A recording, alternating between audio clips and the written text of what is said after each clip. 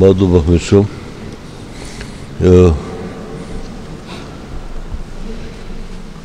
გვაქვს მოწოდება ეკლესიის ღვთისგან,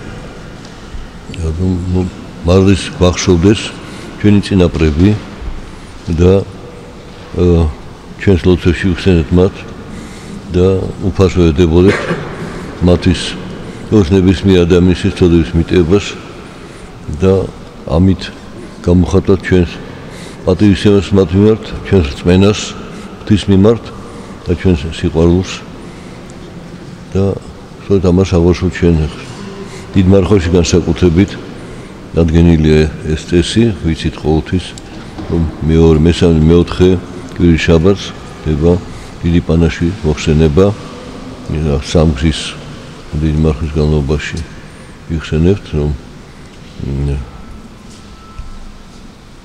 ჩვენ ცოდებს ვინანიებთ და ამით ვზნობთ და აღვიარებთ რომ ჩვენ წინაპრებსაც ადამიანს ექნებოდა ცოდები. ამიტომ თუ ჩვენთვის ვითხოვთ შენდობას, მათთვის უნდა ვითხოვთ შენდობა. თუ ჩვენ შეგვინდოს, მათაც შევხვდეთ.